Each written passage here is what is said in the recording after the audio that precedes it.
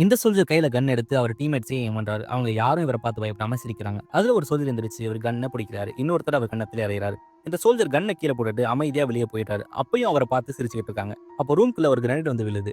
சத்தம் கேட்டு ஒரு சோல்ஜர் வெளிய ஓடி வராரு. அவரையும் சுட்டு தள்ளிடுறாரு. அப்புறம் பக்கத்துல இருக்க டோர எட்டி உதைச்சு அங்க இருக்க எல்லாரையும் போட்டு தள்ளிடுறாரு. ஒவ்வொரு ரூமா போய் அவரோட கேப்டன தேடிட்டு இருக்காரு. குறுக்க வர எல்லாரையும் சுட்டு தள்ளிட்டு இருக்காரு. அந்த சத்தம் கேட்டு அங்க தூங்கிட்டு இருந்த எல்லா சோல்ஜர்ஸும் எந்திரிச்சிட்டாங்க. பயத்தோட கதவை ஓபன் பண்றாங்க. இவர் வெளியே கன்னோட நின்னுட்டு கேப்டன் எங்கன்னு கேட்கிறாரு. இவரை கூல் பண்றதுக்காக ஒழுங்கா பதில் சொல்லாம அவரை சில் பண்ண ட்ரை பண்ணிட்டு இருக்காங்க. அவர் செம கோவம் வந்து அவங்களையும் சுட்டு தள்ளிடுறாரு. அதுக்கப்புறம் கேப்டனை கண்டினியூஸா தேடிட்டு இருக்காரு. கடைசியா பாத்ரூம் வந்து ஒவ்வொரு டோரா ஓபன் பண்ணி பார்த்துட்டு இருக்காரு. கடைசி டோர் ஓபன் பண்ண போகும்போது கேப்டன் வெளியே வந்து இவரை தள்ளி விட்டுட்டு ஓடுறாரு.